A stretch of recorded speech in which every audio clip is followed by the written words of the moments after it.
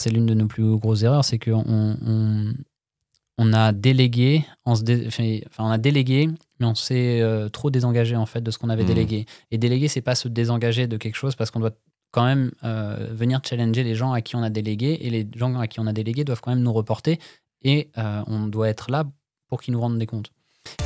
Bonjour à tous, c'est Julien Hatton et bienvenue dans Comment t'as fait, le podcast qui vous fait gagner des années d'expérience entrepreneuriale. Si vous êtes entrepreneur ou souhaitez le devenir et que vous cherchez à comprendre comment celles et ceux qui entreprennent ont fait, ce podcast est pour vous. C'est parti. Bonjour chers auditrices, chers auditeurs. Aujourd'hui pour ce nouvel épisode du podcast Comment t'as fait, les rencontres d'entrepreneurs, j'ai le plaisir d'accueillir Thibaut Letreut, fondateur et de Check & Visit, la première plateforme de collecte de données immobilières. Salut Thibaut. Salut. Alors bienvenue sur ce podcast Comment t'as fait, les rencontres d'entrepreneurs. Je suis ravi de t'accueillir et d'échanger avec toi. Tu es l'un des fondateurs de Check & Visit, entreprise composée aujourd'hui de 75 personnes pour un CA qui dépasse les 4 millions et une entreprise qui vient de lever 12,5 millions en série A. Tu nous expliqueras plus en détail le process. Ton histoire, c'est celle d'un homme qui a débuté très tôt l'entrepreneuriat puisque tu as créé ta première société à 15 ans, dans l'impression sur textile notamment, qui a aussi créé un festival de musique solidaire en Bretagne avant d'investir jeune dans l'immobilier. Alors que tu voulais voyager à l'autre bout du monde, tu t'aperçois que la gestion des actifs immobiliers n'est pas encore facilitée par le numérique, que justement, si tu voyages, tu ne peux pas gérer tes biens immobiliers. C'est comme ça que tu en es venu à créer ton entreprise. Dans cet épisode, ensemble, on va parler de plusieurs sujets. Le premier, c'est ton parcours. Comment tu as fait pour t'entourer, pour t'attaquer à un marché composé d'acteurs historiques. Comment tu as fait pour aller sur un sujet tech, la prop tech, alors que toi-même, tu n'es pas tech au départ. On évoquera aussi la croissance externe. Et puis, on abordera ensemble tes apprentissages de chef d'entreprise, où tu en es aujourd'hui et où est-ce que tu vas maintenant. 3 chapitres au menu du jour. Le premier, c'est comment tu as fait pour passer de commercial dans les gobelets à entrepreneur dans l'immobilier.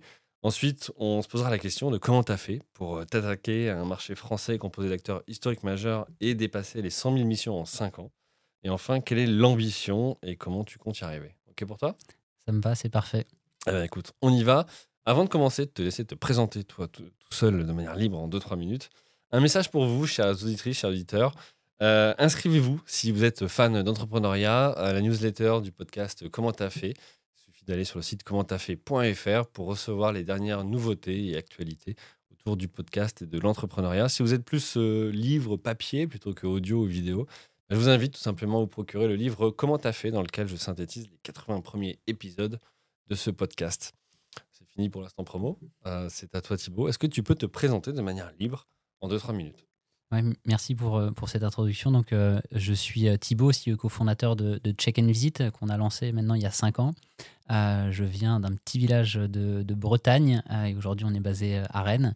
Donc j'ai fait un parcours assez classique, disons. J'ai fait une école de commerce, mais pas en prépa. Donc une école, on va dire, du milieu de tableau.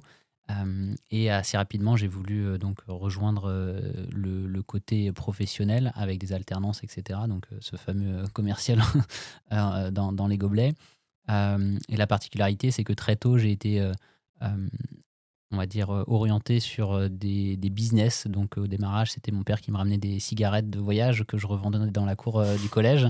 Et en fait, j'ai commencé à Qui trouver... n'a pas fait ça ? En tout cas, moi, je trouve, on n'était pas nombreux dans la cour. Et puis après, on faisait pas mal de skateboard. Et donc, je me suis dit, bah, tiens, ça serait super de créer une marque de skateboard qui s'appelait Cacahuète. Et donc, c'est là où j'ai commencé à faire les premières impressions sur textile. Et puis, ambitieux comme j'étais, à 14 ans, je me suis dit, bah, je vais aller plus loin, je vais créer un site de vente en ligne. Donc, ça se faisait pas aussi facilement qu'aujourd'hui à l'époque du no-code. Donc, je me souviens avoir acheté un livre qui s'appelait Internet pour les nuls, comment faire pour faire son site internet. Donc, ça semblera un peu bizarre pour les plus jeunes, mais c'est comme ça que j'ai commencé et à m'auto-former. Donc, du coup, j'ai créé ce site à 15 ans. Et donc à l'époque où il n'y avait pas de chat en ligne, j'utilisais MSN pour discuter avec du coup mes clients en direct finalement et animer une espèce de communauté autour du skateboard. Et puis rapidement, j'ai commencé à importer mes premières planches de skateboard à l'étranger. Et puis c'était le début des ventes privées, donc qui sont aujourd'hui connues et reconnues. Et donc j'ai commencé à faire ça à 16-17 ans pour importer et avoir vendu finalement mon stock au moment où il arrive. Donc ça m'a emmené jusqu'à mes 18 ans. Et puis, c'est le moment où on commence à faire la fête. Donc là, j'ai commencé à organiser un certain nombre de soirées à thématique. Et puis, à ce moment-là, un camarade de classe devait changer son fauteuil roulant parce qu'il était atteint d'une maladie génétique. Et un fauteuil roulant électrique, ça coûte très cher. Donc, j'ai voulu allier ce que j'avais envie de faire comme projet à du coup son enjeu. Donc 3 années d'échecs pour organiser mon premier festival. Donc entre-temps, il était bien sûr réussi à s'acheter son fauteuil. Mais du coup, j'ai fait ce festival à plus petite échelle, où du coup, j'ai reversé tous les profits pour l'UNICEF. Donc du coup, on arrive finalement à ce moment où j'arrive en école de commerce, un bachelor, donc post-bac, parce que je voulais pas faire de prépa. Euh, et à ce moment-là, eh bien, du coup, je fais des stages plutôt côté commerce, côté marketing.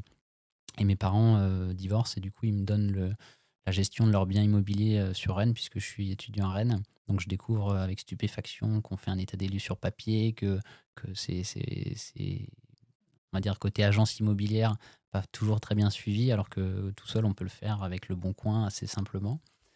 Et donc, à 23 ans, je suis diplômé dans une entreprise de gestion de patrimoine avec un message clé, c'est s'endetter pour mieux s'enrichir. Donc, c'est un peu moins vrai avec les taux aujourd'hui, mais Non, oui.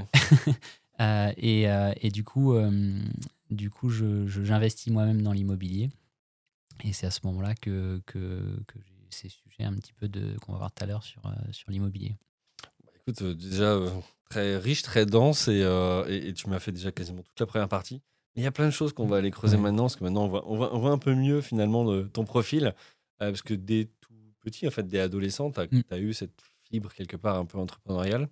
Ma première question pour toi, c'est est-ce que du coup, tu avais autour de toi des modèles entrepreneuriaux ou pas pour avoir cette appétence et se dire, tiens, d'une passion des skates ou du textile ou autre, je vais en faire un business, Non, une activité commerciale. ouais, en fait, pas du tout. Ma maman est professeure des écoles. Mon papa est vétérinaire à la base et du coup ensuite passé dans des fonctions de direction générale pour des groupes de nutrition animale avec beaucoup de voyages. Mais j'avais personne autour de moi qui était commercial, qui avait une affaire, qui était entrepreneur. Enfin, c'est vraiment quelque chose qui prend son essence en fait à la braderie des enfants de Fougères, du coup de là où on Ouais, à vient. côté de Rennes, ouais. Et en fait, c'était donc 2 jours de braderie. Et moi, ça me passionnait. Je prenais 1 mois et demi à refaire tous mes stocks, à noter tout sur des cahiers, à faire les étiquettes, etc., à me lever aux aurores pour vendre et faire la négociation. Et ça me tenait en haleine finalement toute l'année, quoi. Et donc, c'est là où j'ai vraiment commencé à nouer une passion pour l'entrepreneuriat. Et puis après, comme je disais, mon père, plutôt que de me donner de l'argent de poche en échange de rien, entre guillemets, alors Mm. il aurait pu faire le fait que je sois bon à l'école, ce genre de choses, etc. Mais là, du coup, il m'a dit, bah, si tu veux, c'est à toi si tu arrives à le vendre plus cher, en fait, Alors, plus dans la d'argent. cour. Voilà, exactement. Donc, c'est ce que j'ai commencé à faire, ce qui m'a permis d'ailleurs de fréquenter, on va dire, un peu les caïds du collège. Et du coup, ça m'a donné après plein d'autres idées de business que j'ai ensuite mis en Ils ont place. plus ou moins parlé, non? Ah oui, on peut absolument parler. Ouais. C'était en gros d'aller chercher des modèles de Nike aux États-Unis sur eBay, parce qu'eBay n'était pas très connu à l'époque. Donc en Mm. gros, je passais mon temps, on me donnait des modèles de choses que les gens n'arrivaient pas à trouver en France ou à un prix qui n'était pas accessible. Et moi, mon but, c'était d'aller le trouver à Sourcé. l'étranger, Ouais. de l'importer. Donc à Unitaire, donc enfin, c'était microscopique, mais voilà, donc j'avais fait ça avec l'iPhone, l'iPod Touch, etc. Ce qui m'a valu quelques déboires, mais Ouais, j'allais te dire tout ça. Comment ça se passe? Tu crées une boîte à ce moment-là ou pas? Parce que tu fais quand même du commerce, même si c'est des volumes qui correspondent peut-être pas à une très grande boîte. Mais ouais, comment ça se passe? Tu es mineur en plus. ouais, je suis mineur, donc à cette époque, non, je ne crée pas de boîte. C'est vraiment, on va dire, comme ça, en tant que passe-temps. C'est pas des choses qui ont des volumes importants, mais ça me permet en fait de développer cette fibre, de m'acculturer à des principes d'import-export, de trouver des modèles, de penser un petit peu plus gros en catalogue, parce que finalement, après, il y a des gens qui revenaient régulièrement dès Oui. qu'il y avait des nouveaux modèles qui revenaient, où il y avait aussi des gens qui finalement trouvaient pas leur pointure, tout simplement en magasin. Je me souviens d'un copain qui voulait des chaussures, mais en 49. Du coup, en Ouais, 49, en France, on n'en fait pas beaucoup, alors qu'aux États-Unis, vu que c'est des morphologies un peu c'est différentes, énorme, voilà, ouais. exactement. Donc, c'était super intéressant. Et c'est quand j'ai lancé le site de vente en ligne autour du skateboard que là, vu que je devais voilà, avoir des factures, qu'il a fallu finalement créer une entreprise. Et donc du coup, pour ça, vu que j'étais mineur, bah, je me suis adossé avec mon papa qui a du coup créé une auto-entreprise de conseil à cette époque et du coup, par lequel le chiffre d'affaires et les factures d'achat transitaient. Et donc, on va dire, moi, j'opérais officieusement toute la gestion, quoi.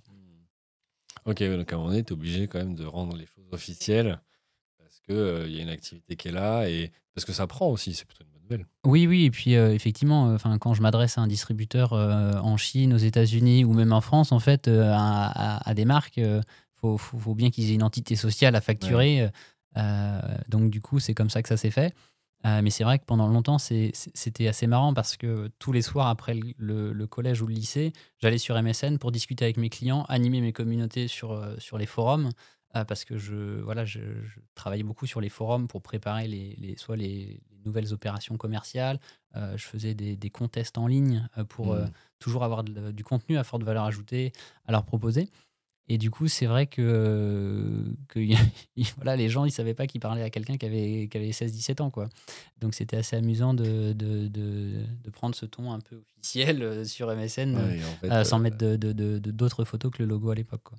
et c'est intéressant parce que tout ce que tu as fait finalement, si on le transpose aujourd'hui, c'est les codes d'aujourd'hui. On parle de MSN, mais aujourd'hui ce serait Slack ou d'autres outils de discussion instantanée ou WhatsApp. Les communautés, bah, c'est ce qu'on voit aujourd'hui. Tout ça, tu l'as appliqué et c'était il y a quoi? Il y a 10 ans, 15 ans? Bah, j'avais 17 ans, donc 93, ouais, c'était 2010, quoi. Hmm. Donc, enfin, sans m'en rendre compte, parce que j'ai jamais eu la prétention d'être visionnaire ou quoi que ce soit, mais c'est vrai que si on regarde ce que c'est devenu, bah, le chat en ligne, il y a des CRISP, il y a plein de super boîtes qui se sont créées autour de ça. Et après, voilà, sur les communautés, alors, c'était un peu à l'ancienne sur les forums, mais aujourd'hui, tout le monde essaye de créer sa communauté, de l'engager. Donc ouais, c'était complètement ça. Ok, donc bah, super intéressant. Pas de forcément de modèle entrepreneurial autour de toi, tu disais. Pour autant, cette fibre-là, commerciale, en tout cas de vouloir faire un peu de business, elle te vient d'où? Parce que tu aurais pu simplement consommer tes sneakers ou tes skates ou autre. Et puis voilà, comment ça s'est fait? Heu, j'ai toujours voulu faire des choses assez hors du commun, un peu extraordinaires pour exister. Enfin, je me souviens que quand j'allais chez ma grand-mère, je voulais transformer son jardin en centre aéré pour tous les voisins et du coup, elle ne le voyait pas forcément de cet œil, ou faire des cirques. Donc j'utilisais le chien de la voisine pour faire des numéros et demander après au chapeau à tout le monde de payer. Donc je faisais des affiches. Donc je sais pas, c'est né comme ça et du coup, finalement, l'entrepreneuriat est un moyen de Ouais, l'exprimer d'exprimer ça, ouais. dans une manière un peu cadrée.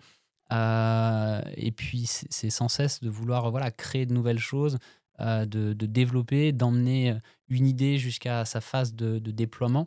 Et après, c'est vrai que la phase, où on commence à bien fonctionner, c'est quelque chose sur lequel je pense que je suis un peu moins bon. Donc je découvre et dont on pourra parler tout à l'heure, sur notamment, Check and Visit. Mais c'est vrai que, c'est vraiment, voilà, transformer cette idée et vouloir en faire quelque chose de grand. Et c'est de là que je tiens ça, je pense. Donc voilà, on a tous des fonctionnements, des moteurs. Bien Le sûr. mien, c'est comme ça, quoi. Chacun ses drivers et voilà, c'est intéressant. J'aime bien comprendre les drivers justement des invités du podcast, pour voir qu'est-ce qui les a menés, quel était le Mmh. déclic en fait à se lancer. Euh, Toi, du coup, tu as eu ces premières expériences donc que tu as multipliées à l'adolescence. Ensuite, tu as choisi de poursuivre les études. Est-ce que le choix de l'étude, enfin des études autour du commerce, ont été justement influencés par ça, cette appétence, ou est-ce que non, on t'a influencé, ou on t'a dit il faut que tu suives cette voie-là? Comment ça s'est fait? Sur le commerce, non, parce que pour moi, c'était vraiment une évidence. Ouais. Donc, pendant longtemps, je voulais être vétérinaire et puis après, il me manquait quelque chose et c'était aussi beaucoup d'années d'études et j'étais un petit peu flemmard, même si j'avais des facilités.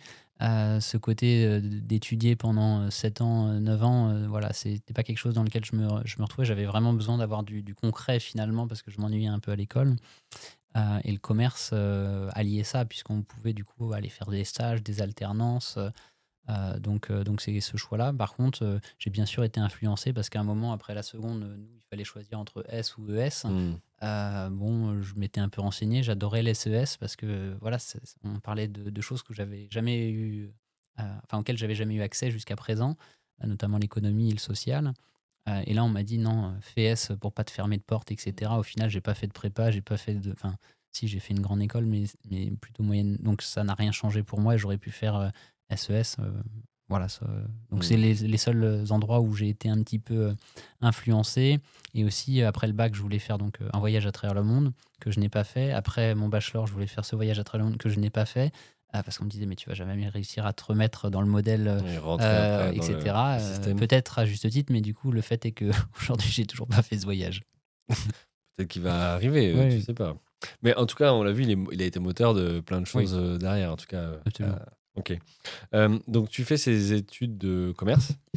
Tu as des expériences à côté, que ce soit en stage ou en alternance ou autre. Est-ce que elles sont guidées par déjà une envie de créer une boîte spécifique ou est-ce que non, tu te dis, voilà, j'ai l'opportunité d'aller dans telle ou telle entreprise, je la prends.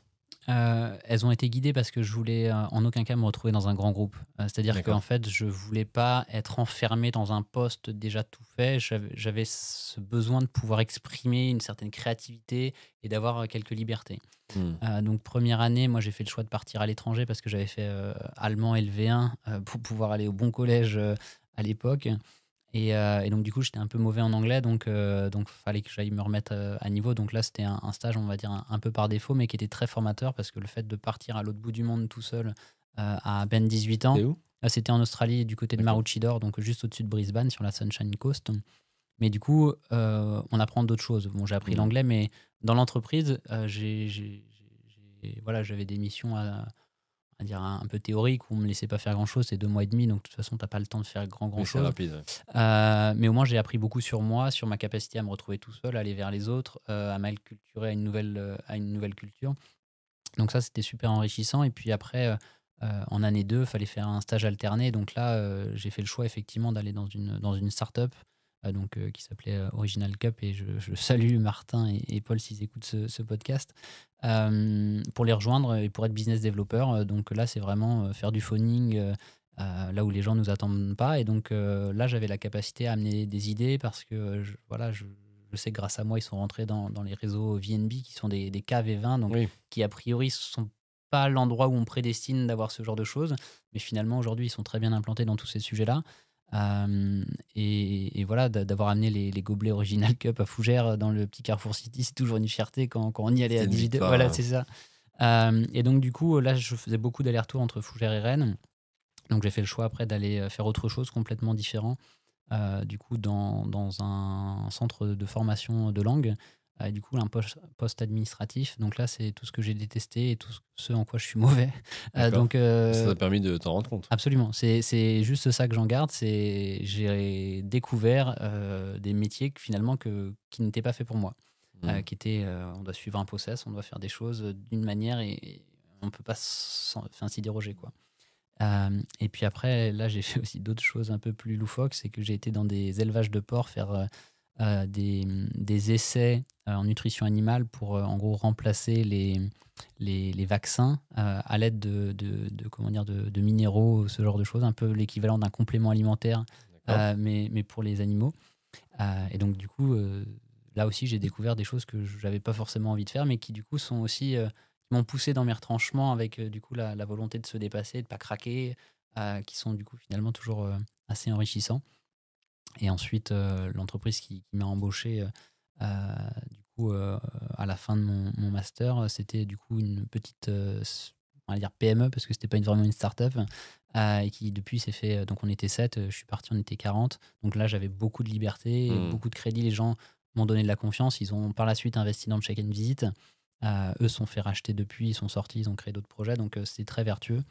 Et en parallèle de mes études, j'avais aussi un poste d'export manager dans une start-up de compléments alimentaires bretonne, où là, du coup, en parallèle de mes études, en parallèle de mes stages, j'allais à Londres pour développer des gammes, j'allais sur des salons.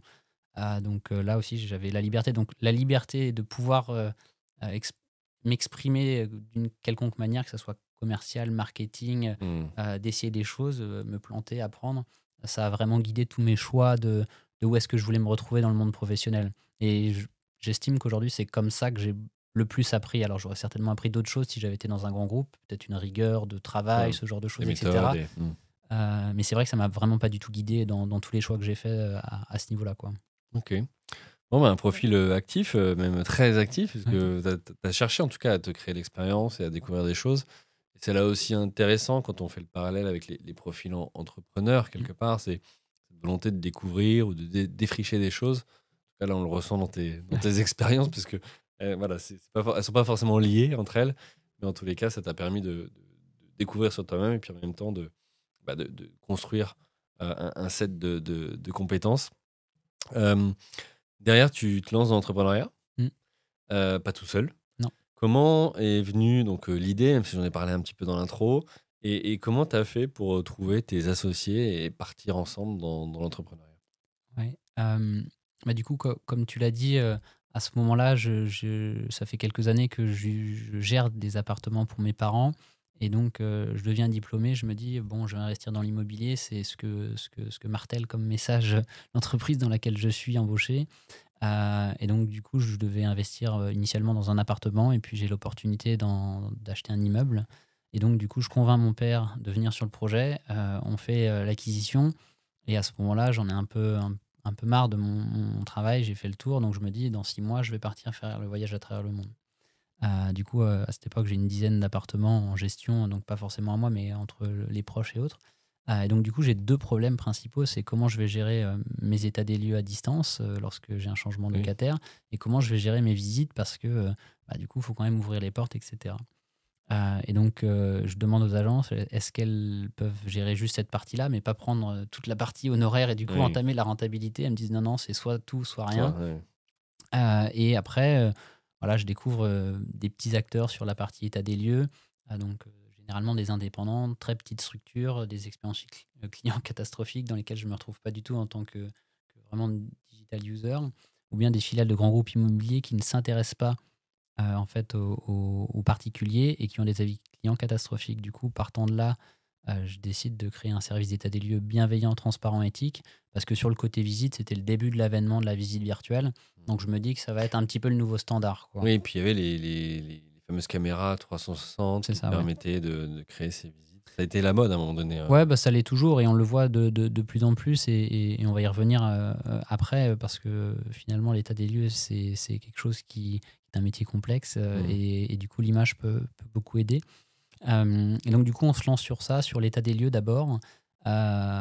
Et j'ai beaucoup écouté, Coup d'état, Mm. de The Family à cette époque. Enfin, voilà, ça m'a beaucoup aidé dans le fait de mûrir cette idée d'entrepreneuriat parce que avant d'arriver à Check and Visit, voilà, j'avais regardé, plein de choses. Je m'étais fait plein de brainstorming, à moi-même parce que je voulais vraiment créer quelque chose et finalement, par le plus grand des hasards, c'est un problème perso comme bien souvent, Mm. ça arrive et du coup, ce que je voulais surtout pas, c'était être solo founder, parce que j'étais convaincu que je pouvais y arriver, mais que, sur le long terme, ça serait difficile à porter.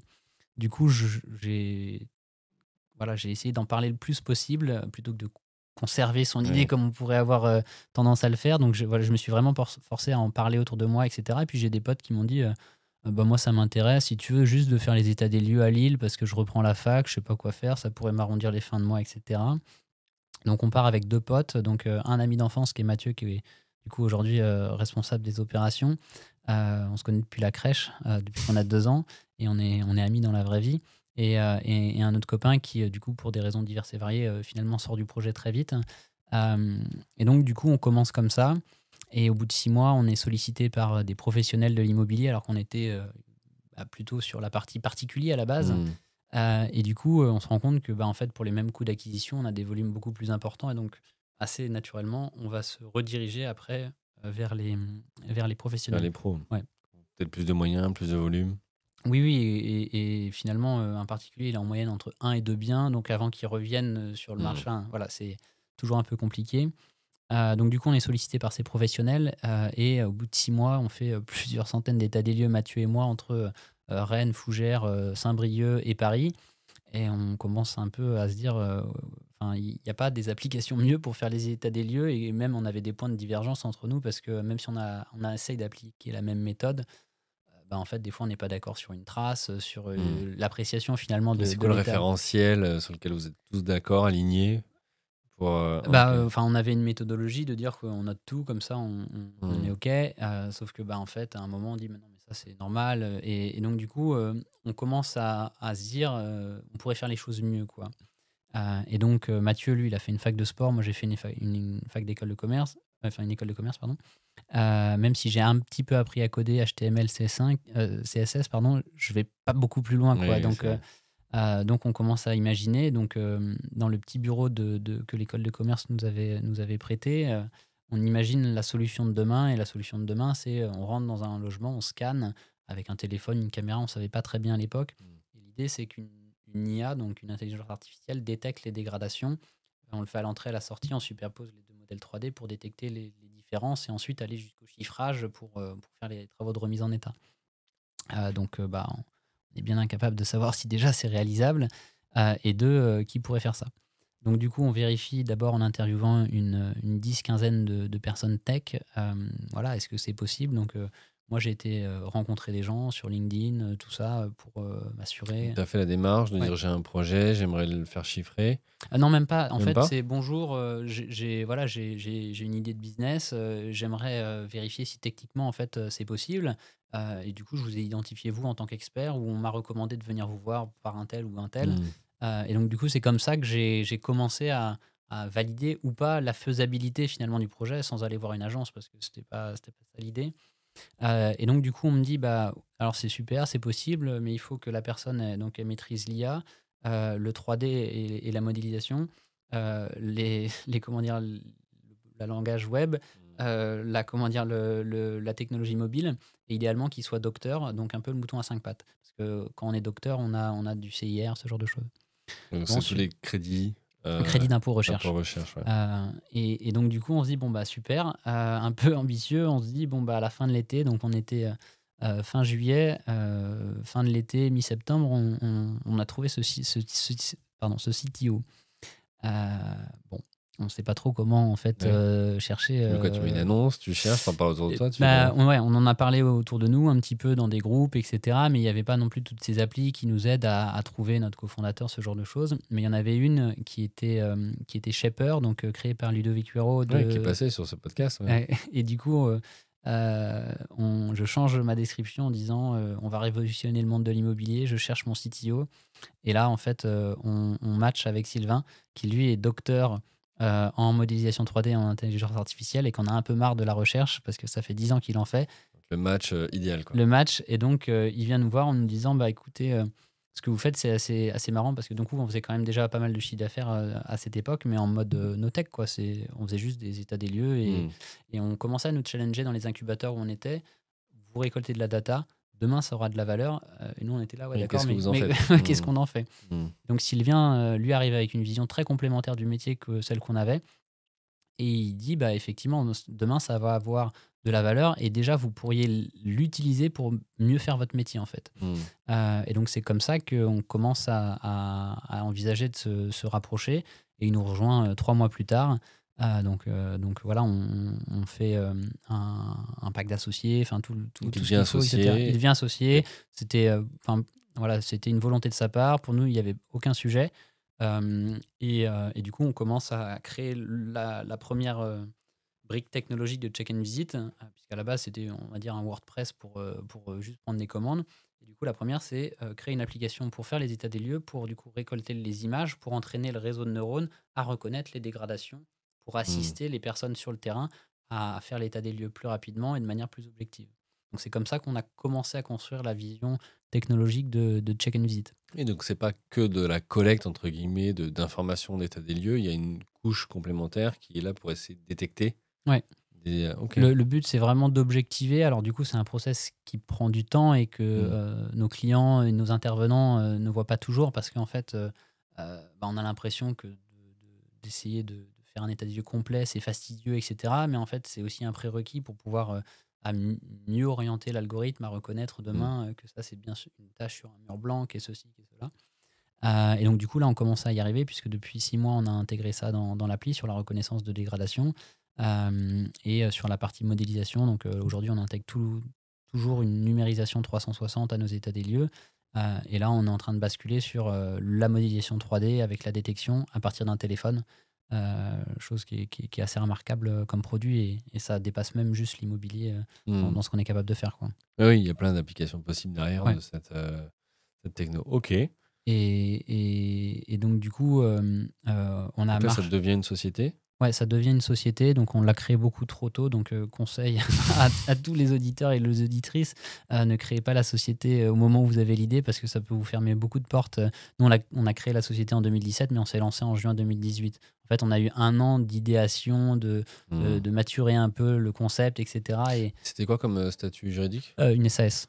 Une SAS, ouais, SAS, parce et que du coup, si en plus c'était une SARL, vous auriez commencé à cotiser. ouais, et donc du coup, on a délégué cette partie-là avec une société qui s'appelait Made in Law à l'époque, mais un peu l'équivalent d'un Legal Start ou ce genre de choses, qui était bien utile. Et par contre, du coup, ça nous a fermé les portes à plein d'aides en fait en région Bretagne au bout de 6 mois de Ah oui, création, parce un que an de quand vous avez fait les création, etc. demandes, Bah, on avait plus d'un vous an et aviez déjà donc trop d'historique. voilà. Et donc Ouais, du enfin, coup, d'ancienneté. ça servait plus à rien. Donc c'est vrai que c'est un conseil actionnable dès maintenant. Créer que quand vous avez commencé à avoir un peu de traction, que c'est obligatoire pour une aide ou ce genre de choses. Mais sinon, le faites pas trop tôt parce que ça sert pas à grand chose, quoi. Et donc du coup, on devient une société. On se développe toujours sur la partie prestation de services, etc. Et on se dit qu'il faut aller à l'étape d'après. Donc en 2019, on fait une levée de fonds en Friends and Family. Donc globalement, aller voir nos premiers cercles de relations. Donc mes anciens dirigeants de chez mon financier qui investissent, la famille, d'autres business angels qu'on a rencontrés. Et du coup, ça nous permet de faire levier avec des projets avec l'argent public, donc des subventions avec la ville de Rennes, sur numériser du patrimoine existant avant travaux, donc l'Opéra de Rennes, ce genre de choses, qui nous permet de tester pas mal de choses sur la partie tech et d'exister aussi comment dire, dans la sphère plutôt locale à travers comment dire, des appels à projets régionaux ou départementaux qui permettent d'être visibles, quoi. Et donc ces aides ou subventions que vous pouvez avoir, elles sont liées vraiment à la partie tech, Ouais. techno, hein. C'est Ouais, pour développer le ouais, produit. sans la partie tech, on n'aurait vraiment pas du tout été accompagné dans ces ordres de grandeur. Mais après, ce qui était super intéressant, c'est qu'il y avait souvent une partie tech, mais une partie expérimentation business. Et du coup, il fallait qu'on trouve des expérimentateurs qui voulaient bien prendre du temps pour faire évoluer la technologie. Donc, c'est des choses qu'on a fait avec des entreprises du territoire. Et ça, c'est vrai que ça a beaucoup de poids après pour itérer rapidement aussi et embarquer des gens. Donc c'est vrai qu'on a eu cette chance-là. Et puis après, on voulait lever donc une première vraie levée de fonds avec des investisseurs type VC, ce genre de choses. Et donc on avait pour ambition de lever soit 600 000 euros. On a bouclé les trois quarts du tour avec des BA, etc. Et on voulait absolument un fonds pour être un peu plus fort. Et à ce moment-là, Covid arrive. Et donc, du coup là, on panique parce qu'en plus de perdre tout notre chiffre d'affaires, on perd les trois quarts de nos investisseurs Et oui. qui eux-mêmes sont impactés par tous les mouvements boursiers et autres de leurs investissements précédents. Et du coup, il nous reste moins d'un mois de cash. Et donc là, on doit prendre une décision. En fait, qu'est-ce qu'on fait? Est-ce qu'on continue avec les fonds avec lesquels on est déjà engagé, avec qui on pense que ça va le faire, mais on ne sait pas trop. Mais t'as pas de certitude. Voilà. Donc voilà. Et puis, je me souviens du coup avoir appelé donc, les gens qui étaient autour de nous. Et à ce moment-là, il y a quelqu'un qui essaye de baisser notre valo de 40%. Qui se dit, bah, ils sont à court de cash, donc c'est le moment de négocier. Absolument. Et donc, Mais c'était vraiment cette situation-là ou c'était un pur hasard, c'était une personne qui négociait? non, c'était une personne qui. On en a reparlé parce que du coup, aujourd'hui, il a regretté de n'avoir jamais investi dans Check and Visit. D'accord. Mais non, en fait, pour lui, il y avait un quiproquo de valo. Pour moi, on s'était mis d'accord. Pour lui, non. Alors peut-être que la discussion aurait quand même eu lieu sans le Covid. Le fait est qu'elle a eu lieu le lendemain où moi j'essayais de m'assurer de qui était encore dans le tour après l'annonce du Covid ou pas. Et donc, du coup, j'ai pris le choix de retirer cet investisseur du tour parce qu'en fait, c'est pas tant le sujet de la valo en tant que tel, parce que voilà, c'est des choses fictives, mais c'est la méthode et la manière. Et du coup, en fait, la confiance, elle est rompue. Et donc, du coup, je veux pas avoir un investisseur dans lequel on va pas avoir confiance pour la suite, quoi. C'est sage décision, mais d'un autre côté, c'est affirmé. Ouais, pas Faut facile. réussir à le faire. Pas facile. Surtout que vraiment, enfin, on perd tout notre chiffre d'affaires à 95%. Et du coup, là, à ce moment-là, en fait, on reçoit le CIR de l'année précédente, donc crédit d'impôt recherche, plus 90% d'une aide, donc d'un de ces programmes qui normalement sont conditionnés en différentes tranches en fonction d'atteinte d'objectifs et autres. Et c'est ce qui nous sauve et qui nous permet du coup de décider, OK, on va continuer les discussions avec les fonds d'investissement pour espérer aller au bout, quoi. Parce que là, tu avais la trésorerie qui te permettait de continuer à payer les salaires. Absolument. Et vous êtes combien à ce moment-là? À ce moment-là, on est une quinzaine. On est une quinzaine Donc ça fait déjà du cash à sortir tous les mois. Ouais, ouais, enfin, rien à voir que quand on est 75, mais effectivement, l'argent se dépense quand même assez vite. Mmh. Donc, même avec du coup ces deux aides, on n'a pas un an devant nous, quoi. Enfin, Oui. on est plutôt en quelques mois. T'as Donc, gagné quelques mois. on a 6 mois, quoi. Ouais. On a 6 mois devant nous et pas plus, quoi. Et en plus de ça, pour la petite anecdote, c'est que le fonds donc, principal est un fonds en création. Donc, ils ne peuvent pas nous faire de LOI au moment où ils décident d'investir chez nous. Donc, jusqu'au bout, ça aurait été le suspense, en fait, Ouais. pour closer ce tour, quoi. Et donc, du coup, on close finalement en juillet 2020, donc 800 000 en equity et 800 000 avec BPI et un pool bancaire pour continuer le développement, quoi. Écoute, Beau, alors t'es déjà entré dans la deuxième partie, qui est comment tu as fait pour t'attaquer à un marché français, un composé d'acteurs historiques. Toi, tu cherches à le numériser, digitaliser en partie. Et puis pour dépasser les 100 000 missions en Mm. 5 ans. Alors là, on voit que c'était galère à ce moment-là, qu'il y a eu des rebondissements. Comment après tu fais, toi, tes associés et ton équipe, pour faire en sorte d'aller chercher ce développement, cette croissance? On a vu des articles qui montrent plus 160% de croissance, etc. Donc un beau développement. Mm. Euh, et puis ça vers la rentabilité aussi, puisqu'on parle de levée de fonds, mais l'objectif aussi, c'est d'être profitable. Est-ce que tu peux nous expliquer un petit peu comment de cette idée initiale et avec ce produit que vous avez financé au départ, comment ça devient une boîte de Mm. 75 personnes qui se développe et qui, on verra après dans la troisième partie, a encore de belles ambitions devant elle? Euh, En fait, on a eu la chance, avant de devenir une boîte tech, d'être une boîte qui faisait du chiffre d'affaires. Et Mm. c'est vraiment quelque chose d'important parce que du coup, on a toujours été sales-driven. C'est-à-dire que c'est le commerce qui drive la boîte. Et donc, du coup, au démarrage, c'est Mathieu et moi qui prenons notre téléphone pour appeler tout azimut toutes les agences de Rennes Mm. et à se prendre des noms parce qu'en fait, à l'époque, l'externalisation de services comme l'état des lieux, les visites ou d'autres cas de figure, c'est pas encore monnaie courante. Le Covid a accéléré quand même beaucoup de choses et beaucoup de prise de conscience dans la nécessité d'avoir un modèle d'affaires beaucoup plus résilient auprès de ces acteurs-là. Mais à ce moment-là, en 2017-2018, l'état des lieux, ça fait partie du business Ouais. de l'administrateur de biens. Et pourquoi tu viens en fait me piquer mon travail, quoi. Oui, c'est un peu perçu comme ça, en fait. Ouais, ouais, à Comme cette concurrent époque-là, et pas comme un un partenaire. aidant Mm. sur cette dimension. Donc, il y a effectivement cette chose-là. Et puis, il y a aussi, on a déjà essayé et finalement, c'était pas qualitatif. Donc voilà. Donc, on construit un argumentaire de vente. Et moi, dans ma précédente boîte, j'avais fait pas mal de growth hacking. Donc, voilà, tester pas mal de choses en marketing automation, tester du scrapping pour Mm. aller vite. Et donc, du coup, on le fait sur des notaires, on le fait sur des administrateurs de biens, etc. Et c'est comme ça qu'on commence finalement avec une stratégie du bas vers le haut, parce que de toute façon, à l'époque, on est deux pecnos de Bretagne qui nous attaquons aux états des lieux, alors que ça fait quand même plus de 10 ans, 20 ans que certains acteurs Et qui c'est vrai, sont ils bien sont là. souvent filiales de grands groupes immobiliers et qui nous regardent, mais donc Qui c'est ces deux-là? absolument. Donc je me souviens 2018, notre premier Rennes. Donc Rennes, c'est le salon des nouvelles technologies. Donc on y va en tant que visiteur et on rencontre voilà, nos concurrents et autres. Et on se dit qu'on va travailler un peu pour eux, pour mettre un peu de beurre dans les épinards. Et c'est comme ça que les premiers contacts avec ces acteurs-là, mais c'est vrai qu'ils nous prenaient vraiment tous de haut. Même des gens qui sont aujourd'hui nos clients, on ne connaissait pas grand-chose, notamment à la législation, à tout ça. Mm. Donc en fait, on s'est beaucoup formé aussi en écrivant des articles. Une des stratégies au tout début, c'était de capitaliser sur le référencement naturel pour D'accord. que ça nous apporte finalement du flux gratuit.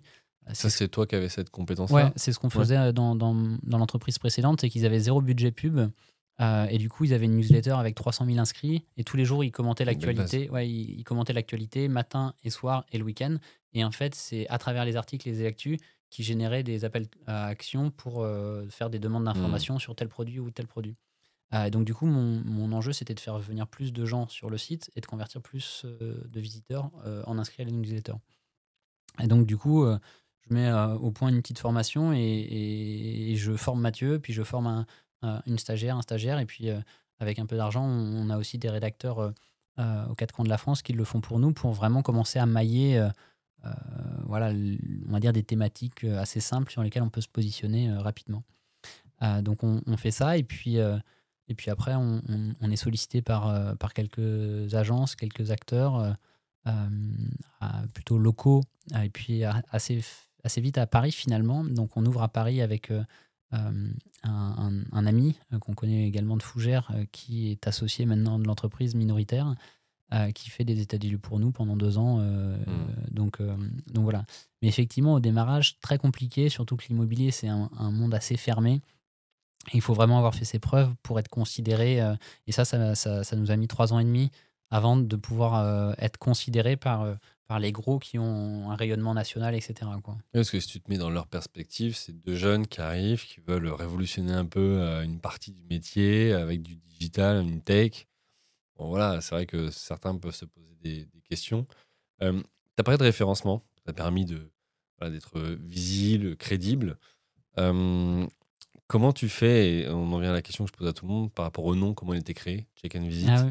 ouais. Comment tu fais à ce moment-là? Parce que le nom, pour le coup, bah, c'est des mots-clés, pas génériques, mais en tout Mm. cas répandus.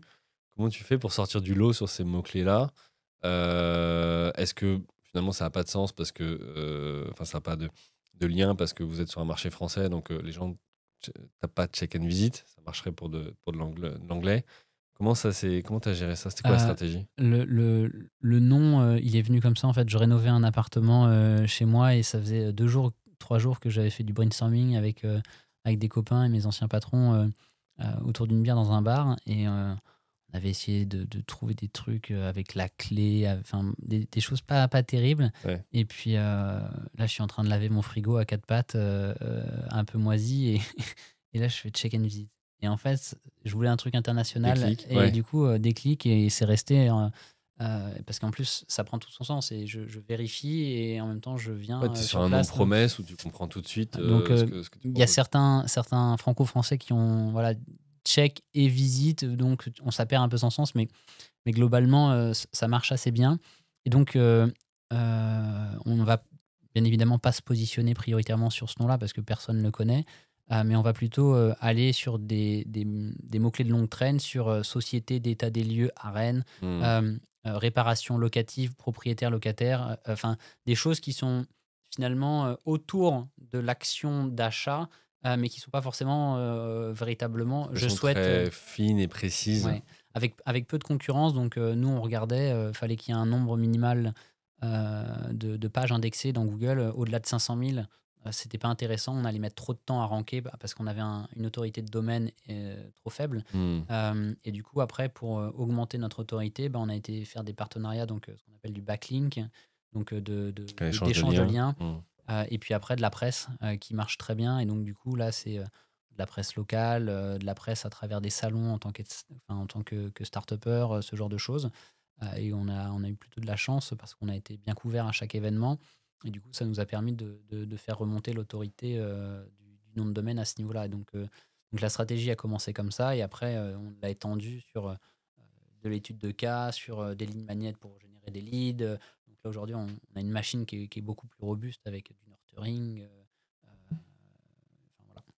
C'est un vrai point ce que tu dis, parce que quand on se lance, effectivement, il n'y a pas la notoriété, donc le nom de marque, il n'est pas encore connu, ou en tout cas, il n'y a pas d'image ou Mm. d'association à ce nom. Donc, le SEO, c'est-à-dire le référencement naturel, est une des solutions, comme la presse ou autre, pour créer ces traces, entre guillemets, en ligne, ces éléments de crédibilité qui font que tu vas aussi être pris au sérieux Mm. quand tu te lances, parce que bah, il n'y a pas l'historique. En plus, si tu es jeune, voilà, ça a forcément un impact.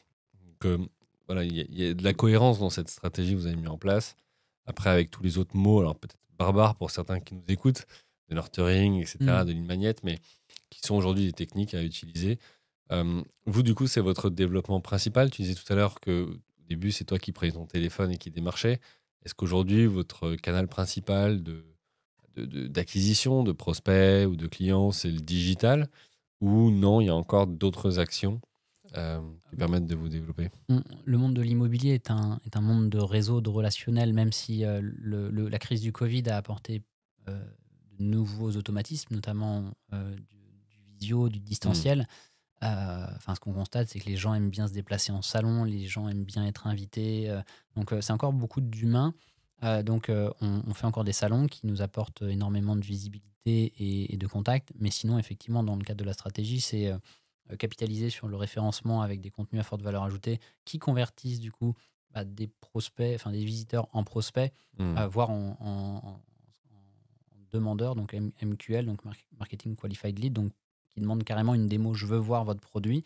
Et donc du coup là, c'est directement auprès d'un commercial que ça se passe.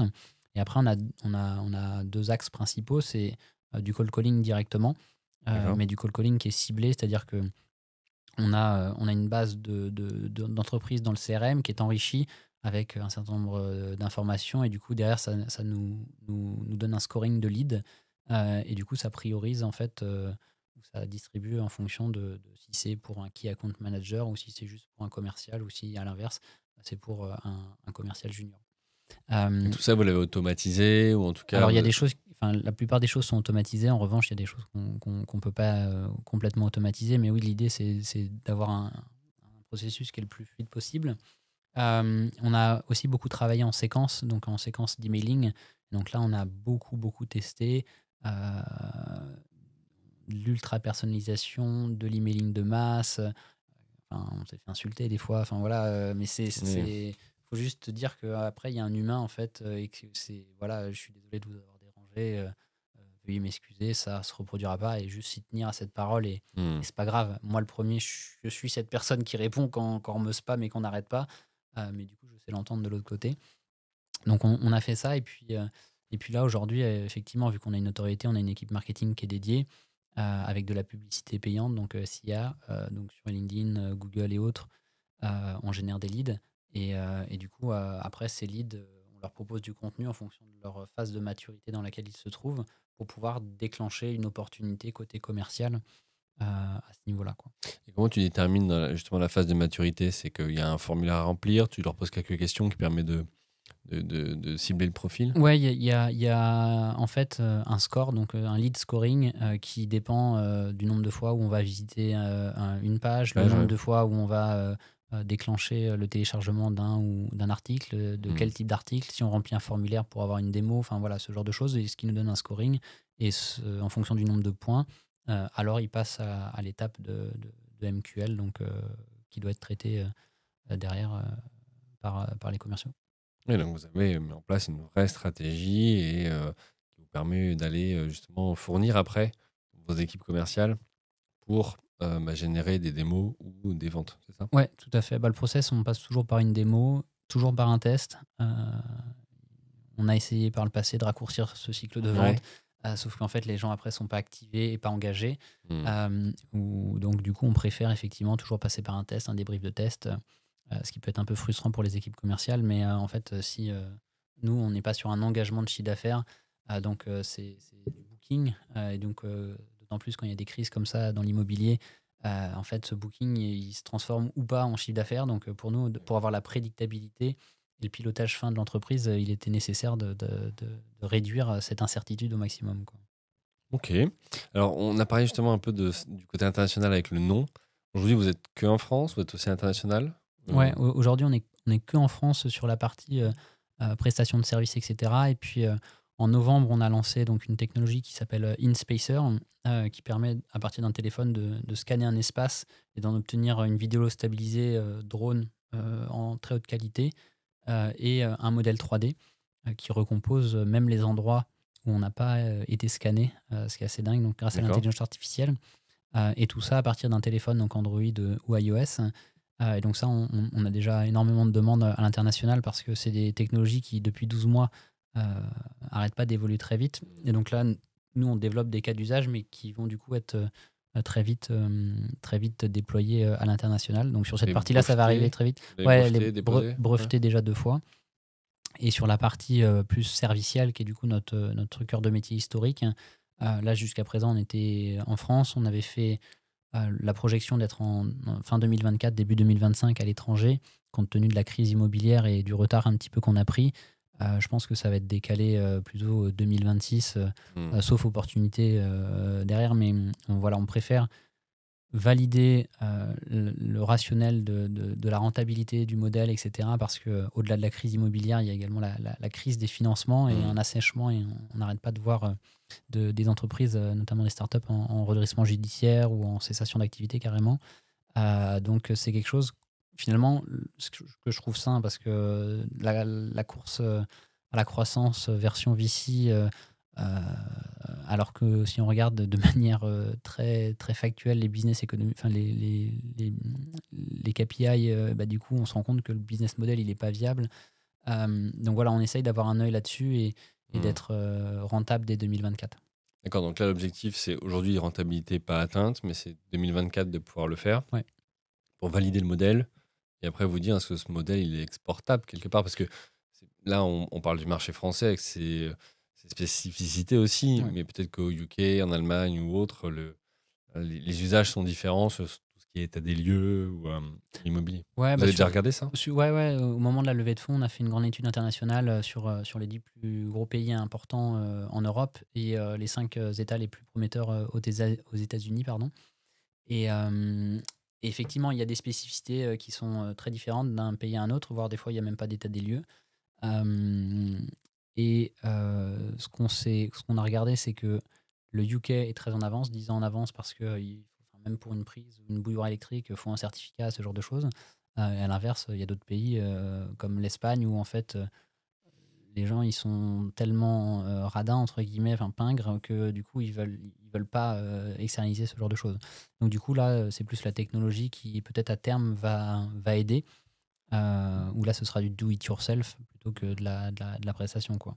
Donc on regarde activement toutes les opportunités aussi de croissance externe ou de partenariats qui peuvent. Mais voilà, on veut pas s'éparpiller, sachant que le marché français est un marché très gros déjà sur l'immobilier et qu'aujourd'hui on a aussi des opportunités de diversification autour de l'immobilier, voire même complètement ailleurs avec la nouvelle technologie. Et du coup, pour ça, voilà, faut rester focus. C'est très tentant d'aller à l'international, mais c'est aussi très coûteux. Donc Oui, voilà. il faut faut de l'investissement. Ouais, et pour l'instant, vu qu'il n'y en a pas, on essaye plutôt voilà, de dire, OK, avec cette équipe et avec cette technologie, avec notre savoir-faire, on sait adresser tel marché, voilà la profondeur, voilà ce qu'on pourrait faire en plus avec telle ressource, tout en montrant qu'on a démontré la rentabilité du modèle, plutôt que de se lancer dans une course effrénée à la croissance non maîtrisée. Et on l'a un peu connu cette année, et donc on en fait les apprentissages le plus rapidement possible, quoi. Ok, alors justement, tu me fais une transition vers cette question, c'est-à-dire que euh, là, avec ton expérience, c'est quoi les galères que tu as pu rencontrer ou celles qui t'a le plus marqué? Comment tu en es sorti ou tu l'as contré, entre guillemets? Parce qu'on le sait, hein, le quotidien d'entrepreneur, c'est à la fois des hauts, mais aussi des bas Mm. et tous les jours. Voilà, c'est quoi celle qui te viendrait à l'esprit et que tu pourrais nous partager? Il y en a plusieurs parce qu'on a eu, nous, plein de crises dans Check and Visit, le Covid, l'immobilier, celle du VC. Donc, ça oblige à être résilient et être précautionneux. On n'a jamais été des têtes brûlées chez Check and Visit, et un euro est un euro. Et on a mis longtemps avant de se dire qu'on préférait pas faire nous-mêmes et dépenser cet euro de manière plus intelligente. Donc ça, c'est vraiment un apprentissage de garder quand même une gestion un peu bon père de famille. Et même après des levées de fonds importantes, même si les VC nous poussent à dépenser cet argent, à faire le Ce que plan, j'allais dire, etc. parfois, tu as quand même les fonds ou les VC qui te disent, mais vas-y, en fait, Ouais. dépense plus, ou en tout cas, mets un peu plus d'essence dans le moteur pour voir si Mm. ça avance ou pas. Et on l'a connu cette année, et c'est ce qu'on a fait. Et c'est là, enfin, c'est l'une de nos plus grosses erreurs, c'est qu'on on a délégué, on a délégué, mais on s'est trop désengagé en fait de ce qu'on avait délégué. Et déléguer, c'est pas se désengager de quelque chose parce qu'on doit quand même venir challenger les gens à qui on a délégué et les gens à qui on a délégué doivent quand même nous reporter et on doit être là pour qu'ils nous rendent des comptes. Et donc du coup, on a pendant cette période où il fallait mettre en place beaucoup de choses d'un point de vue de la structuration, on avait pour ambition d'être 120 à la fin de l'année, donc de doubler carrément le nombre d'effectifs. Et donc, du coup, en voulant aller trop vite, du coup, on a donné un peu les clés du camion d'un service et on n'a pas regardé comment ça évoluait à certains niveaux. Et du coup, on s'est retrouvé à un moment où en fait, la crise de l'immobilier nous touchait déjà et on s'en était pas complètement rendu compte. Et donc, du coup, on pouvait plus du tout garder cette structure de coûts. Et donc, il a fallu faire des choix en arrêtant les frais et du coup, en réduisant la voilure, notamment du coup, côté commercial, quoi. Quand tu dis délégué, c'était délégué en interne ou à un prestataire Non, là externe? c'était en interne. Il y avait aussi un peu d'externe, mais sur la partie notamment recrutement, Mm. c'est-à-dire que moi jusqu'en décembre 2022, je voyais toutes les personnes qui rentraient chez Check and Visit. Et à partir de janvier 2023, là où on avait des head-off quasiment à tous les postes, parce que c'est ce qui était attendu de nous, mais peut-être qu'en fait, nous, on n'était pas suffisamment mûrs pour Ah, tout c'est ça. très. Et du coup, on a fait ça et on a fait pas mal d'erreurs. En tout cas, c'est pas des erreurs de personnes, mais en fait, les personnes, elles étaient pas faites pour être dans notre entreprise, quoi. Et du coup, c'est un fit mutuel, c'est-à-dire que Oui. les personnes, elles étaient pour elles pas au bon endroit et l'entreprise, c'était pas le bon endroit pour elles. Donc, De toute façon, c'est toujours une histoire de rencontre, hein. absolument. Il y a des profils qui, à un moment donné, doivent être dans une entreprise et une Oui, entreprise qui doit avoir certains avec des profils modèles à ce d'affaires qui moment-là. leur correspondent, etc. Et nous, c'est vrai que. Et c'est pas le cas 5 ans après, hein. Mm. Voilà. Et vu que nous, on avait toujours cette histoire de booking où en gros, les gens nous signent, mais il n'y a pas d'engagement sur le fait qu'ils vont faire vraiment ce chiffre d'affaires avec nous, on s'est retrouvé en fait à 4 mois avec avoir donné des primes à des gens qui en fait nous avaient vendu du vent ou survendu des choses. Et du coup, c'était devenu problématique, quoi. Donc c'est là où on a clairement fermé le robinet. On a commencé à dire, voilà, faut vraiment prendre conscience de tout ça. En plus, on pense que c'est pas fini encore la crise. Et donc, du coup, on est dans cette situation de se dire, on a aujourd'hui des clients qui sont eux-mêmes impactés par la crise. Donc, c'est comment on les accompagne, comment on leur propose aussi plus de services pour pouvoir augmenter notre valeur, hein. Donc, ce qu'on appelle en anglais l'ARPA, donc le revenu moyen par client, pour être sûr qu'on atteigne la rentabilité en fin d'année prochaine. Oui. Ok. C'est intéressant ce sujet parce que tu te dis souvent, moi, j'ai levé des fonds, donc je peux y aller et puis ouvrir un peu les vannes à gauche à droite. En fait, ça veut pas forcément dire ça. Ça veut dire qu'il faut le faire, mais toujours en structurant, en suivant la stratégie, en monitorant, c'est-à-dire en analysant.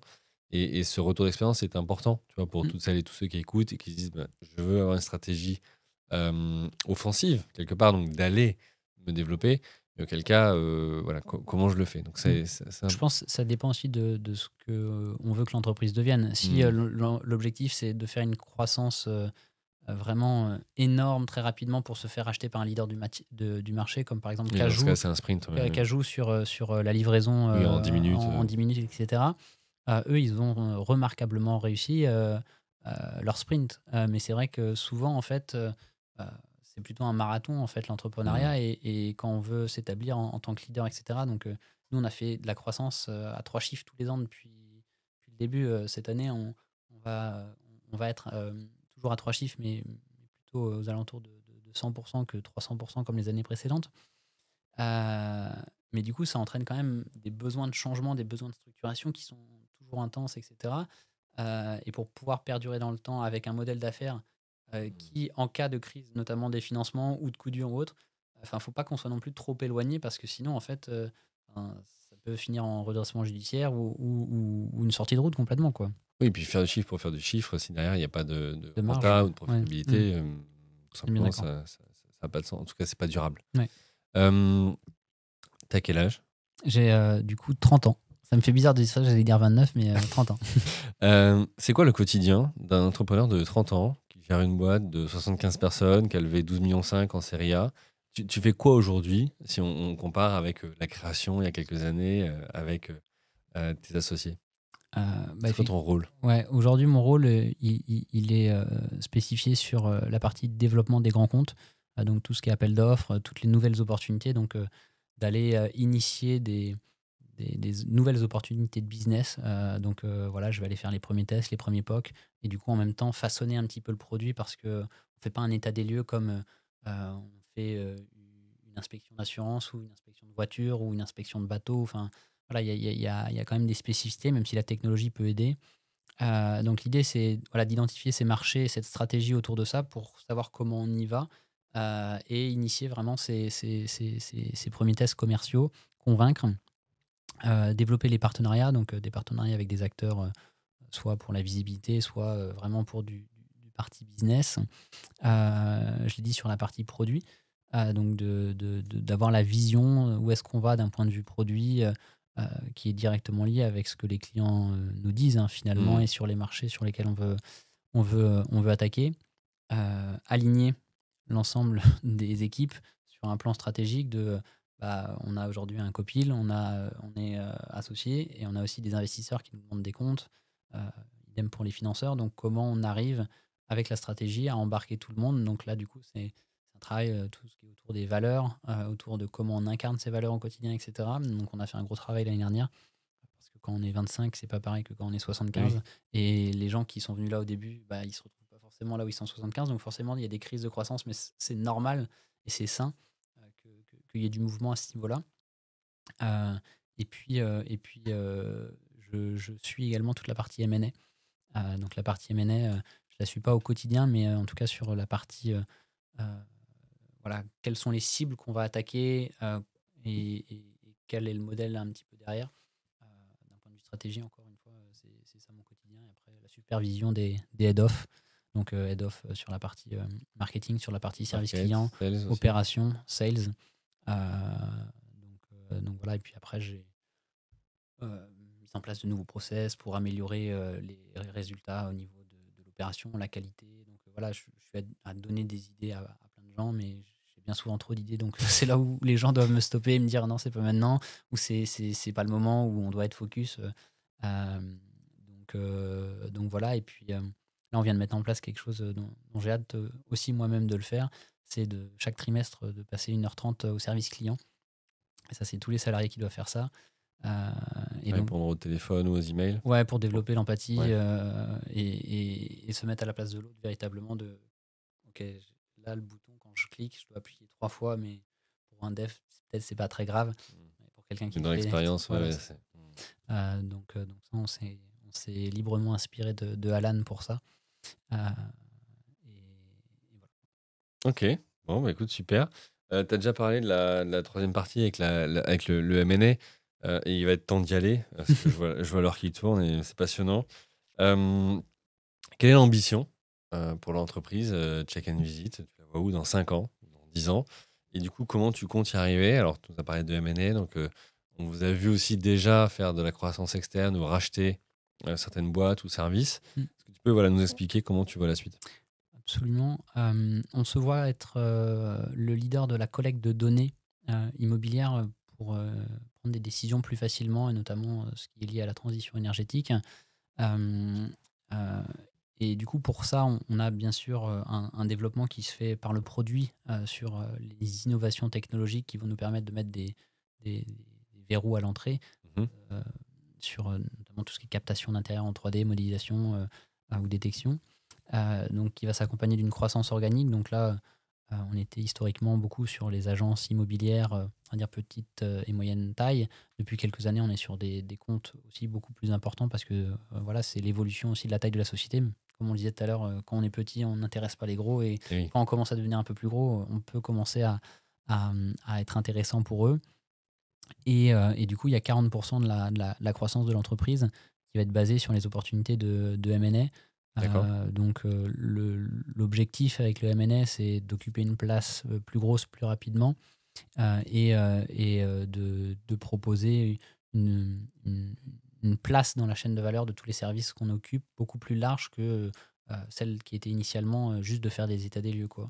Et donc de pouvoir être présent quand il y a une vente, être présent quand il y a une Hmm. relocation, quand il y a un Compléter problème. l'offre dans la globalité. Et on a généralement des clients qui font de la gestion, de l'administration de biens, mais aussi du syndic de copropriété et de la transaction. Et souvent, il y a des enjeux qui peuvent être traités pas de la même manière, mais avec la même techno. Donc l'idée, c'est vraiment d'accompagner véritablement tous les clients avec la technologie. Et dans 5 ans, l'Angleterre, à minima, et d'autres pays comme la Belgique ou autres qu'on regarde de très près, on espère qu'ils seront ouverts parce qu'il y a des opportunités qui sont énormes et on les prépare déjà. Et l'objectif, c'est quoi? C'est d'arriver à fusionner les parties techno et de faire des économies d'échelle, de passer sous votre bannière, ou c'est de laisser justement vivre ces activités? Non, ouais, c'est vraiment de créer un écosystème. Nous, on se veut vraiment comme écosystème et c'est comme ça qu'on construit notre plateforme. C'est-à-dire que on utilise des moments importants de la vie d'un actif immobilier. Donc, ça peut être l'état des lieux, ça peut être une AG dans un syndic, ça peut être un sinistre dans le cadre d'une assurance ou ce genre de choses, pour créer un référentiel numérique en 3D et sur lequel, derrière, ça va être la composante centrale de la gestion immobilière de demain, sur lequel on veut que n'importe quelle entreprise puisse demain développer des applications Hmm. auxquelles elle va penser. Donc vraiment avoir une marketplace ouverte parce qu'on est convaincu que ça va participer à la fluidification en fait, du marché de l'immobilier qui est actuellement grippé et qu'on a bien besoin, et aussi permettre, quand on change de boulot, de trouver un emploi, un accès à l'immobilier beaucoup plus simplement et se dire ok, je suis au bon endroit parce que j'ai toutes les infos. Voilà, et de resserrer finalement la confiance entre tous les acteurs. Là où, quand on se dit qu'on va passer par une agence, on a des fois un peu peur de se faire avoir, ou même par un propriétaire. Aujourd'hui, on a un peu peur aussi de se faire avoir. Donc, vraiment d'assurer de la transparence à travers cette collecte de données pour aider aussi à prendre des décisions plus simples, quoi. Super. Et donc, d'autres levées de fonds prévues, ou comment tu vois les choses justement sur la partie M&A, sur l'intégration ou la gestion de ces entreprises qui viendraient compléter l'écosystème? Bien, on a la chance, comme tu le disais tout à l'heure, d'avoir déjà eu 3 opportunités. Donc, on a un peu d'expérience avec des choses à ne pas reproduire et à l'inverse, d'autres à reproduire. On n'a pas prévu de faire des levées de fonds spécifiquement pour ça. Pour l'instant, elles sont intégrées dans le plan. Donc c'est à nous de le délivrer. Et en général, elles s'inscrivent dans, en tout cas ce qu'on a fait jusqu'à présent, dans la marque Check and Visit. Mais il se peut que demain, pour des raisons stratégiques, on conserve des entités séparées pendant un nombre d'années ou ce Attends. genre de choses. Peut-être pour des raisons de maturité, pour des raisons qui entreraient en collision avec des partenariats ou ce genre de choses. Le but, c'est que quand on va faire ces acquisitions, on puisse faire bénéficier à nos clients de ce qu'on est en train d'acquérir, si c'est plutôt sur la partie produit, et qu'on puisse proposer à leurs clients finalement des services auxquels ils n'ont pas accès aujourd'hui, quoi. Alors, tu as parlé, vous avez déjà 3 expériences Mm. de M&A. Ce serait quoi les apprentissages que tu aurais à partager à nos auditrices et auditeurs sur les bonnes pratiques ou les choses peut-être à éviter? Ouais. La première, c'est qu'on a commencé par une acquisition très petite, c'était très opportuniste, quelqu'un est venu nous voir. Et en fait, le travail est le même que l'acquisition, elle fasse 50 000 euros, 600 000 euros ou 1 Ouais. million d'euros quasiment, en tout cas dans ces ordres de grandeur. Donc c'est plutôt de viser des transactions assez moyennes plutôt que petites, parce que Un temps ouais, incompressible c'est un temps d'analyse, incompressible, etc. d'intégration. Voilà. Nous, on a eu aussi euh, comment dire, beaucoup de clients à onboarder qui nous ont pas choisis. Donc on avait pris les hypothèses de churn, hein, bien évidemment. Mais c'est un temps qu'il faut absolument pas sous-estimer parce que c'est un vrai travail que d'embarquer des gens à changer de solutions qu'ils utilisent quotidiennement et qui en plus ne vous ont pas choisi. Donc vous êtes vraiment en sursis pendant très longtemps. Donc ça, c'est vraiment un apprentissage qu'on a eu. Et puis après, ça, je pense que... C'est vrai ce point, parce que tu vois, juste avant qu'on enregistre, j'ai reçu un mail de mon fournisseur d'accès Internet au UK qui me dit bah, vous allez recevoir de plus en plus de communication de la part d'Intel, parce qu'en fait, on fait partie du même groupe et on est en train de regrouper sous la même bannière. Et c'est vrai que, et en fait, cette marque en l'occurrence, cette deuxième marque qu'ils m'ont citée, je viens de la quitter sur la partie téléphonie. Ouais. Donc tu vois, tu te dis, ben, c'est vrai que moi, j'ai pas choisi qu'ils Mm. soient maintenant sous ce groupe-là. Et en plus, je viens de les quitter. Donc, il y a un vrai, ouais, un vrai sujet pour ceux qui n'ont pas choisi. Ouais, On n'y pense pas souvent. et ça prend beaucoup de temps et du coup, plus les paniers de ses clients sont petits, plus du coup on va devoir aller. Et les gens, encore une fois, dans l'immobilier, ils ont besoin de rencontrer les gens. Et quand il y a des changements majeurs, enfin, moi je me souviens la première, je suis allé à Biarritz en train. Et ensuite, j'avais donc dans ma valise des coffrets de cadeaux bretons à déposer aux 50 clients qu'ils avaient. Mais du coup, c'est quelque chose qui est extrêmement consommateur de temps, mais qui est ô combien important pour la Oui, réussite pour la suite. d'une intégration, quoi. Et ce qui est vrai avec les clients est aussi vrai avec les salariés. Donc nous, on l'a moins connu parce qu'il n'y a qu'une fois où on a repris des salariés. Et en plus de ça, ils n'étaient pas dans nos bureaux parce qu'ils sont sur le terrain à opérer des missions, etc. Donc ça a été... Enfin voilà, pareil, là, c'est un choc des cultures. Avec... Vous êtes tous à Rennes? Alors du coup, on a des bureaux à Rennes, à Paris, et après on a 2 personnes en coworking comment dire, sur Nantes et sur Biarritz. Et ensuite, on a des opérateurs salariés qui sont dans le nord de la France, sur Nantes, sur Nancy et sur Lyon. Et du coup, D'accord. eux sont en itinérance avec des véhicules, etc.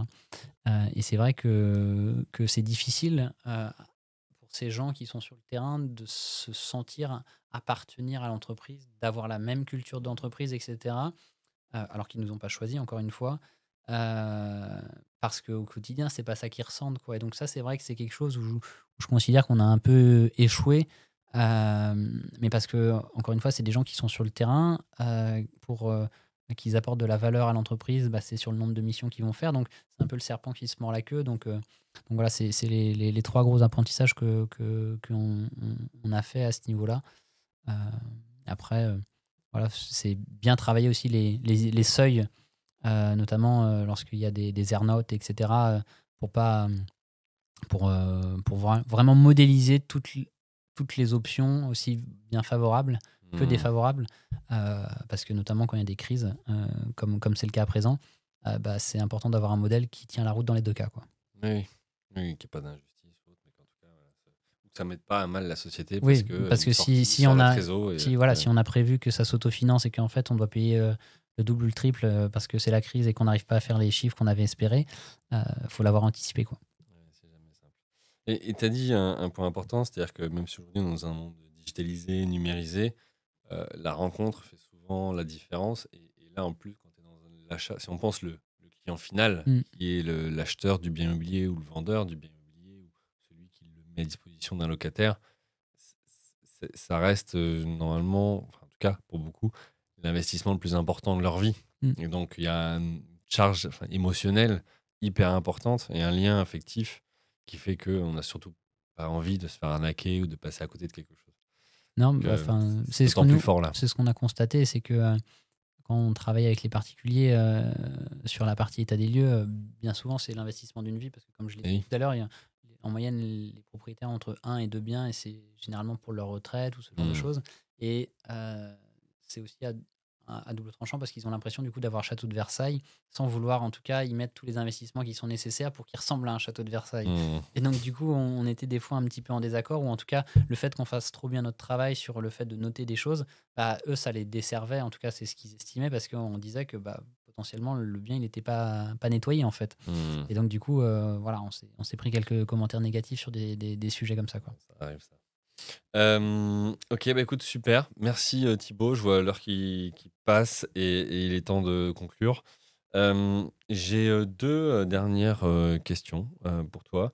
La première, c'est quoi pour toi, c'est-à-dire quoi pour toi être entrepreneur ou entreprendre? Bah, comme je l'ai dit, ça va être propre à mon leitmotiv. Pour moi, entreprendre, c'est de passer d'une idée à une action, et de le faire avec la plus grande liberté possible d'un point de vue créatif. Et c'est ce qui me motive. Donc, c'est ce que je dirais. Hop. Dernière question, maintenant que toi t'es passé sur ce podcast, tu l'as expérimenté, qui parmi ton réseau d'entrepreneurs tu pourrais me conseiller de contacter ou tu pourrais me mettre en relation avec pour justement partager son expérience à mon micro? Eh bien, je recommanderais Gilles Bourcy de Home Pilot, que je salue, qui a une histoire assez incroyable, qui a depuis rejoint le groupe IAD, donc avec un M&A de sa propre startup, mais qui du coup maintenant continue à faire du M&A d'acteurs traditionnels. Et du coup, voilà, je trouve que c'est assez passionnant comme histoire. Bah écoute, avec grand plaisir si tu peux me mettre en relation. Un grand merci à toi Thibaut pour cet échange passionnant et riche et qui, pour sûr, aidera nos auditrices et nos auditeurs. Il me reste vous tous justement qui nous écoutez à vous remercier pour votre fidélité, pour vos messages privés, pour vos commentaires publics, pour vos notes sur Apple Podcast, Spotify, Deezer et autres plateformes d'écoute. Voilà, c'est pour vous que chaque semaine je publie un épisode avec un ou une entrepreneur pour vous faire gagner des années d'expérience entrepreneuriale. Merci à vous pour votre fidélité et puis je vous souhaite une bonne journée et à la semaine prochaine. Bye. C'était Comment t'as fait, les rencontres d'entrepreneurs, le podcast pour comprendre comment celles et ceux qui entreprennent ont fait. À très vite pour de nouveaux épisodes.